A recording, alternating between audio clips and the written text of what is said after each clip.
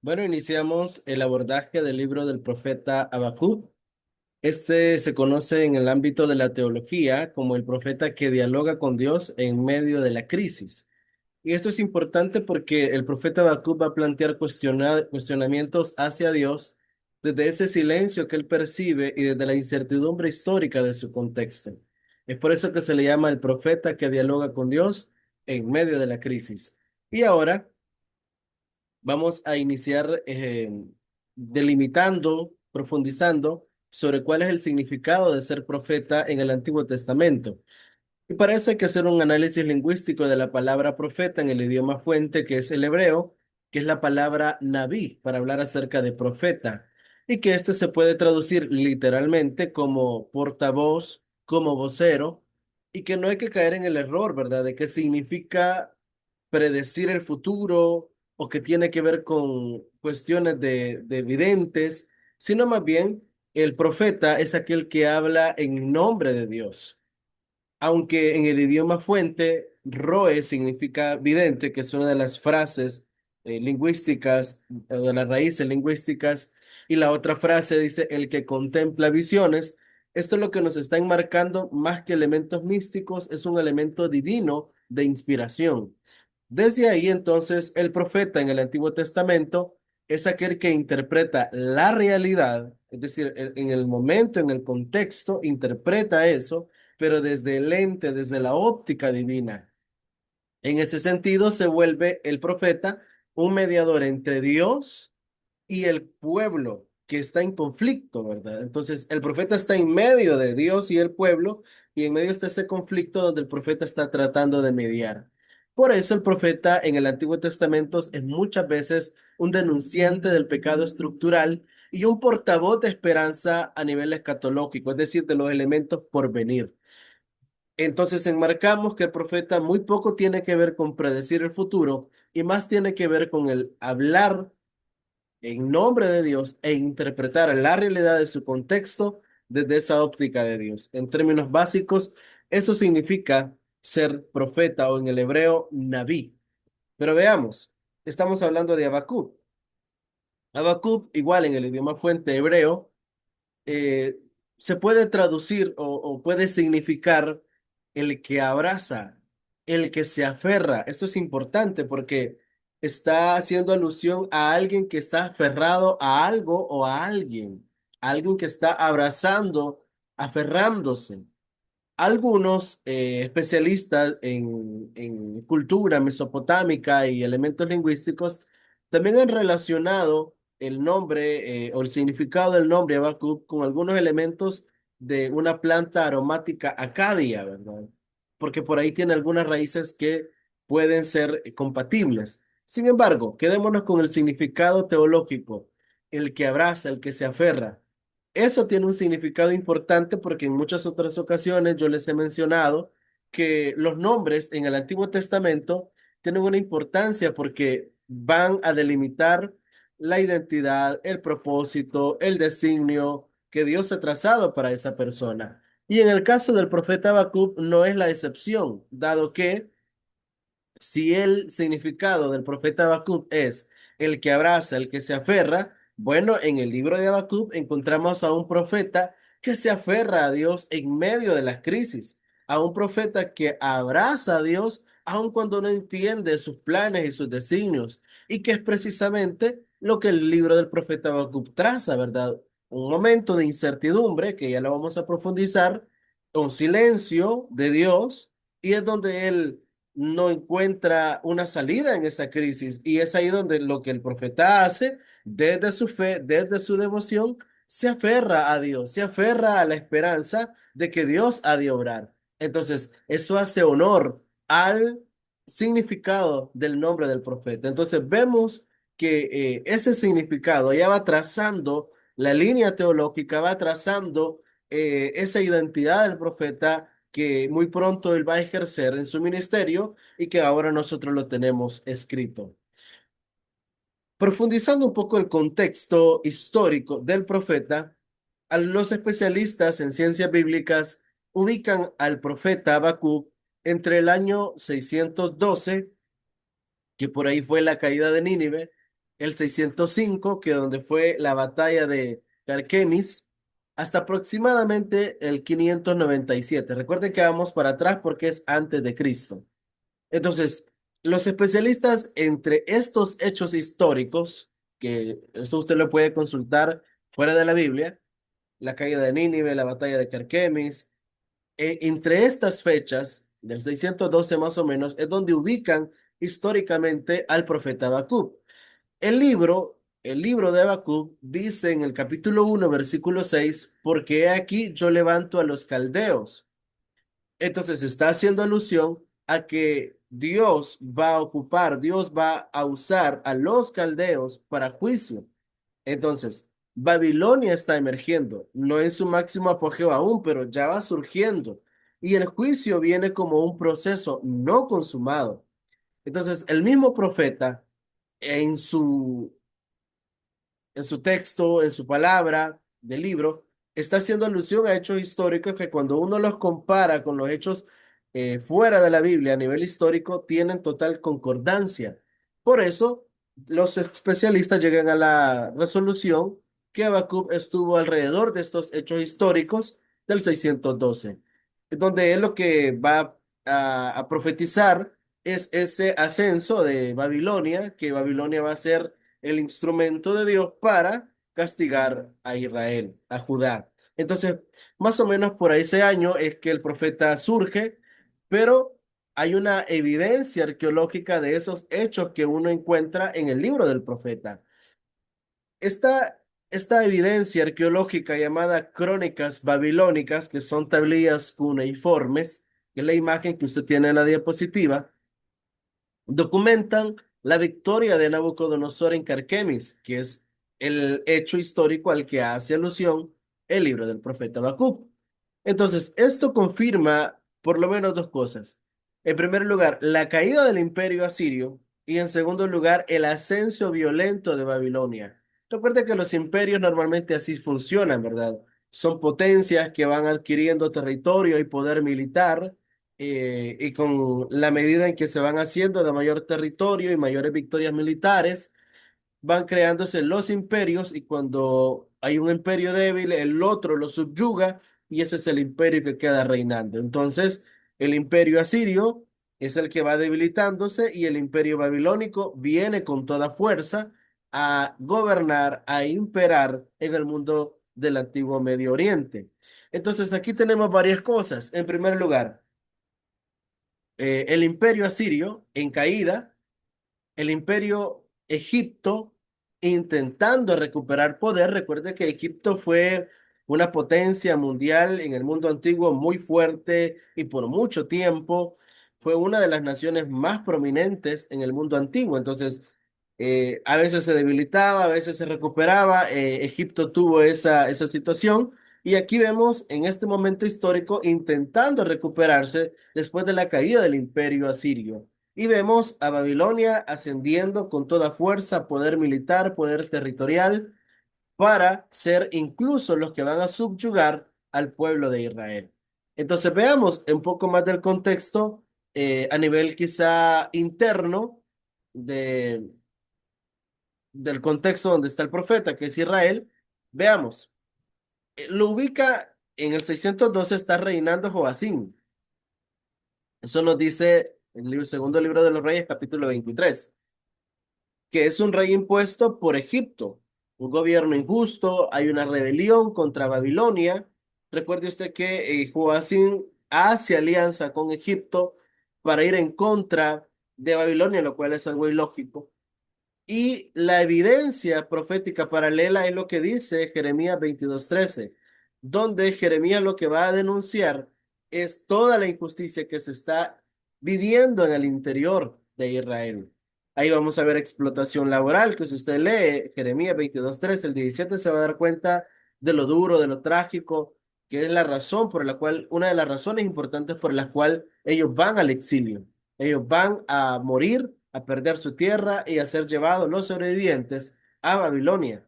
Aparte de eso, hay injusticia social, corrupción. Entonces, lo que Habacuc dice en el capítulo 2, capítulo 1, versículo 2 al 4, es certero, porque los textos paralelos como Jeremías ya lo están confirmando. Entonces, Habacuc hace un diagnóstico, presenta una sociedad violenta, que es la palabra hebrea Hamas. De hecho, hay un grupo terrorista que así se llama, ¿verdad? Hamas, pero hace alusión a la violencia. Entonces, es una sociedad violenta, injusta y que está dividida.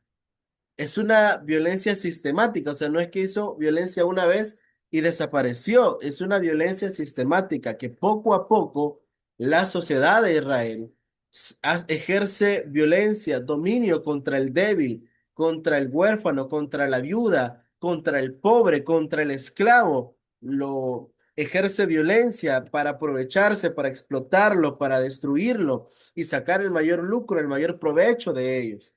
Esa era la sociedad en la que Israel, el pueblo de Dios, había caído en ese pecado. Entonces había opresión institucionalizada y este caos no es espontáneo, es una violencia organizada desde el poder. Es decir, las élites, la aristocracia, la monarquía, estaban de una forma organizada de tal manera que el pueblo, la gran mayoría de gente pobre, siempre se llevaba la peor parte, situación que en el tiempo actual pues no ha cambiado mucho.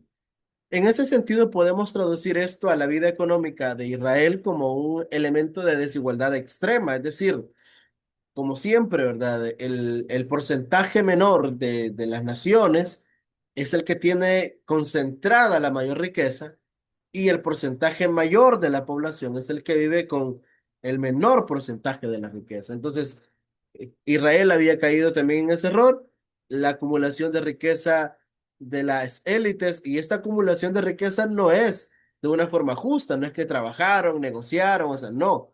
Esta acumulación de riqueza es cuando ellos aprovechaban, extorsionaban a jueces para quitarle propiedades a las viudas, a los huérfanos, a la gente pobre, se imponían por la violencia, amenazaban, es decir, utilizaban elementos de corrupción y elementos de violencia para hacerse de las tierras, de las riquezas de las demás personas. Era así como ellos se hacían ricos y el pueblo se empobrecía. Por eso usted va a encontrar en el libro de Habacuc, capítulo 2 versículos 6 al 9 los ayes. Ay, es una expresión de dolor, ¿verdad? Ay, me dolió. Entonces viene el profeta Habacuc y le dice, ahí vienen los ayes, ahí viene el dolor para ustedes que han ejercido violencia a través de la corrupción, se han hecho ricos, que han explotado, que le han quitado a la gente pobre. Vienen los ayes, vienen los dolores de Dios para ustedes por como castigo y juicio por su iniquidad. Es justamente lo que el profeta va a mencionar. Ahora, hay que mencionar que el profeta tenía un gran desafío. A nivel teológico, espiritual, devocional e individual, el profeta atravesaba un gran desafío. Y el desafío del profeta, en primer lugar, era el silencio de Dios.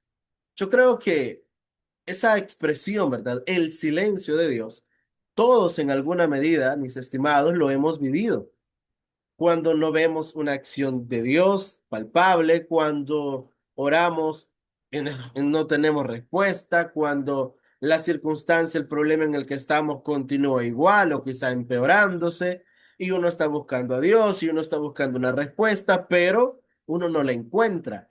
Entonces, esa expresión, el silencio de Dios, son momentos donde uno está con incertidumbre, donde uno está a la expectativa de algo de Dios y no ocurre nada. El profeta lo experimentó. Él veía el sufrimiento, la violencia, la injusticia de su pueblo, el pueblo que decía conocer a Dios, y él dice lo que manifiesta en el capítulo 2. ¿Hasta cuándo? ¿Hasta cuándo vamos a estar así? Y tú no escuchas, tú no oyes todo este relajo, todo este clamor, lo que dice Habacuc capítulo 1 versículo 2, ¿verdad? Entonces, el profeta plantea un problema existencial. Dios parece indiferente ante la situación en la que estamos. Y muchas veces nosotros quizás no lo verbalizamos, pero sí lo pensamos. Es decir, yo estoy en mi problema, en mi circunstancia y ¿qué pasó? Dios parece que no está conmigo, ¿verdad? Y yo no ni veo ni siento a Dios. Pues esa crisis existencial la vivió el profeta Habacuc. En segundo lugar, el desafío que vive el profeta es la acción incomprensible de Dios. Es decir, el profeta está pidiendo que Dios le responda. Cuando Dios por fin le responde, le da una respuesta que para nada él espera, ¿verdad? Porque lo que le dice es que va a usar a Babilonia como instrumento de juicio para castigar a Israel, pero él no estaba pidiendo eso, ni mucho menos esperando eso. Pero así es, ¿verdad? A veces Dios nos responde de maneras que uno no imagina, de maneras que uno ni siquiera predice, de maneras que uno le sorprenden totalmente, ¿verdad? Y uno dice, yo pensé que Dios iba a responder por acá, pero la respuesta de él fue por otro lado. Entonces, eso es lo que manifiesta el profeta, ¿verdad? Es decir, sí, sí me respondió, pero me respondió de una manera que jamás me hubiera imaginado, ¿verdad? Cómo Dios va a usar una potencia mundial para castigar a su pueblo. O sea, él no comprendía eso. Y en tercer lugar, el problema, el desafío de Habacuc era que lo que dice en el capítulo 1 versículo 13 muy limpio de ojos. Entonces, él dice, ¿cómo puede usar el mal Dios para juzgar? Ese también es otro problema existencial que tanto a nivel teológico como a nivel filosófico se plantea. ¿Cómo Dios usa la maldad de los hombres para juzgar a los hombres? Y quizá el ejemplo, aparte de este, de que Dios usa Babilonia para castigar a Israel, es el otro ejemplo cuando Dios endurece el corazón de Faraón en Éxodo para mostrar su gloria, es decir, cómo Dios usa la maldad de los hombres, ¿verdad? Para sus planes sobrenaturales o poderosos o soberanos. Entonces, así es Dios, Él es soberano. Entonces el profeta le dice, tú eres el limpio de ojos. ¿Y cómo es que vas a usar la maldad? El profeta está tratando de digerir y de comprender a Dios. Entonces, vea, el problema del mal y la justicia divina, ese es como el núcleo del problema en el libro. Pero Dios, sus respuestas no da una explicación amplia, profunda, sino que Dios en todo esto le traduce en tres cosas a Habacuc. Confía en el proceso, yo estoy en control. Espera la visión, es decir, espera la respuesta y vive por la fe, que son tres elementos que a todos nos es útil en la vida cristiana, porque todos vamos a atravesar estos momentos existenciales, cuando perdemos un ser querido, cuando estamos en problemas, cuando estamos ante una enfermedad y decimos hasta cuándo Dios nos va a oír, por qué Dios no hace nada, por qué Dios usa al malo para castigar al otro, o sea, todos nos vamos a preguntar eso. Pero ahí es donde las respuestas que Dios le dio a Habacuc también nos sirven. Confía en el proceso, espera la respuesta de la visión, vive por fe, que es el texto emblemático de Habacuc. Pero bueno, profundicemos esta respuesta escandalosa porque a nivel histórico tiene un significado importante. Habacuc capítulo 1 versículos 5 al 11 dice que Dios va a levantar a los caldeos, a los babilónicos. Es decir, el imperio babilónico viene en ascenso, viene tomando control territorial, viene tomando fuerza militar y viene hacia Israel. Entonces ahora viene el problema teológico. Dios responde, pero no como esperaba, porque lo que Habacuc quería era que Dios eliminara el mal. O sea, él se quejaba, este pueblo que dice amarte es injusto, eh, quita las tierras a los pobres, a las viudas, a los huérfanos, explotan a las personas, esclavizan a la gente, entonces eliminar los malos. ¿Y cuántos no decimos lo mismo, verdad? Que Dios elimine a los malos. Pero si eliminara a los malos, también nos vamos nosotros. Todo, ¿verdad? Entonces, lo que Dios le está diciendo es, no, yo voy a usar a Babilonia para castigar a los malos. Ese es el Dios soberano en control de la situación. Y la incertidumbre de Habacuc es porque Babilonia, o sea, si Israel era malo, ambos reinos, ¿verdad? Norte y sur, pues Babilonia era muchísimo peor. Violentos, impetuosos, idólatras. Entonces era un poder imperial sin límites, pero aún sobre ese poder imperial sin límites, como lo fue Babilonia, Dios estaba en control y Dios estaba usando a Babilonia para corregir a su pueblo. Entonces Dios está en control de todo.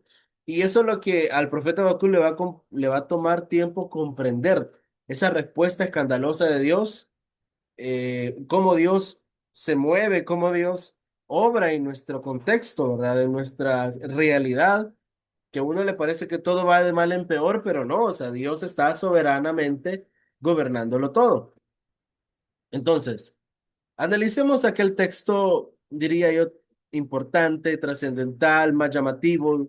Creo que muy pocos conocen al profeta Habacuc, pero aquellos que conocen al profeta Habacuc, quizás será por el texto de Habacuc, ¿verdad? Donde, capítulo 2 versículo 4 donde dice, el justo por la fe vivirá. Que es una de las citas también que va a hacer Pablo en su carta a los romanos y que él también va a desarrollar este tema de la fe, de la justicia y de todos esos elementos teológicos del Nuevo Testamento. Pero analicémoslo a nivel lingüístico. Justo, la palabra hebrea shadik, relacionada, que nos posiciona en una relación correcta con Dios. Es decir, ¿qué significa justo lingüísticamente en el idioma hebreo? Bueno, que estamos en una relación correcta con Dios. Vea, eso significa ser justo.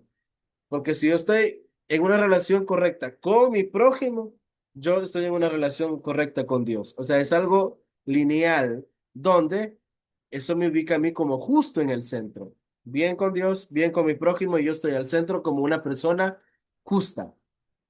La otra palabra importante de este versículo es fe. En el hebreo, emuná, que habla de fidelidad, de firmeza, de constancia, es decir, de una confianza sólida. Entonces, no es solo creer, es permanecer fiel en medio del caos. Y aquí son algunas dimensiones del mensaje, porque este, digamos, es como el clímax o el centro, el núcleo del libro, ¿verdad? Porque recordemos en la incertidumbre en la que está el profeta. Entonces, Dios es soberano en la historia, que usa incluso a Babilonia para juzgar, pero también dice que esta Babilonia también va a ser juzgada porque también es mala.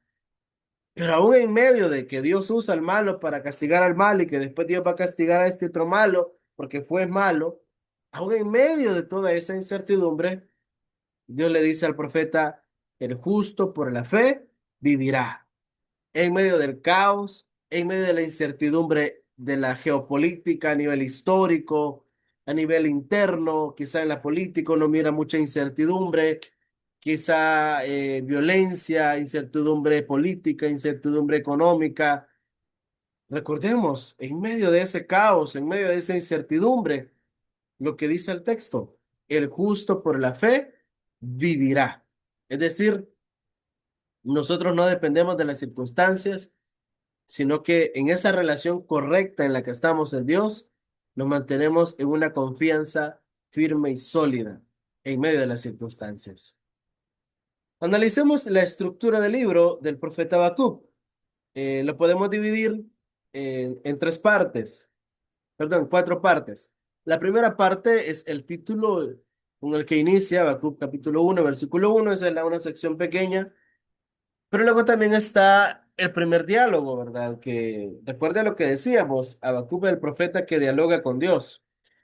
Entonces, ese primer diálogo está en el capítulo 1, versículo 2 al 11, que es donde Dios habla, dialoga por esa incertidumbre del profeta y el profeta se queja.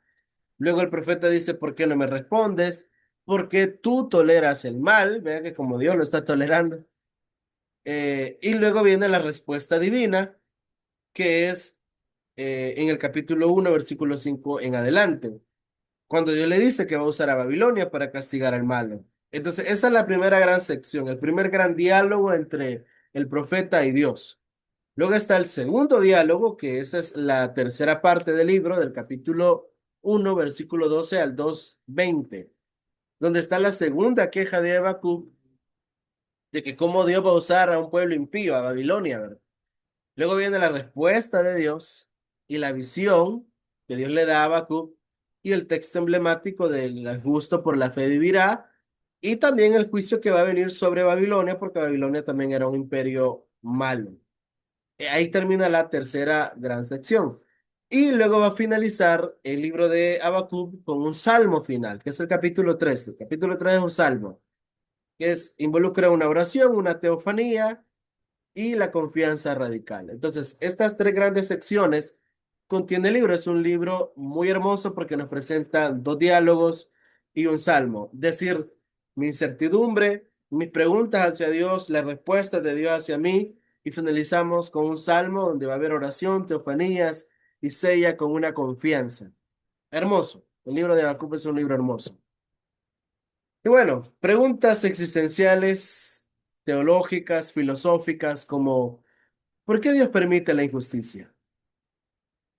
¿Por qué parece guardar Dios silencio en medio de ese mal?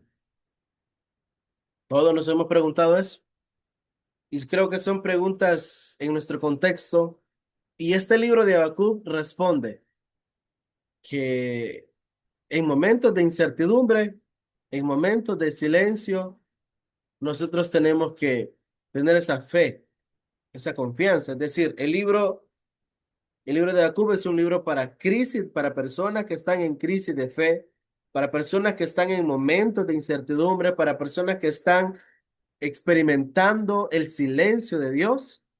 Y el libro de Habacuc le responde, la fe no es ausencia de crisis, es perseverancia en medio de ella. Yo creo que esto es hermoso, porque cuando nosotros experimentamos, si lo quisiéramos poetizar, como le dice el Salmo, pasando por valle de sombra y de muerte, pues en medio de ese valle de sombra de muerte, la fe no elimina la crisis. La fe lo que nos hace es cruzar ese valle de sombra y de muerte. Es lo que Dios le dijo al profeta Habacuc. Entonces, esto muestra que Dios es el que gobierna la historia. Los políticos, los gobernadores, las personas, ¿verdad? Con dinero, con riqueza, creen que ellos son los que gobiernan, pero no, Dios está detrás de ellos, moviendo los hilos de esta historia. Y ese Dios que mueve los hilos es el Dios que nos cuida, que nos guarda. Incluso cuando todo parece lo contrario, Dios está gobernando. Eso es el mensaje teológico del libro de Habacuc.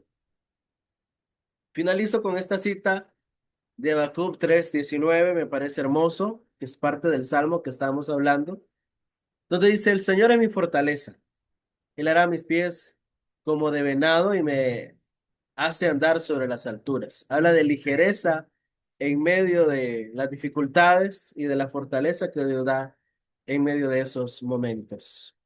Bueno, espero que hayan aprendido acerca de este libro del profeta Habacuc. Ha sido un gusto poder explicarlo.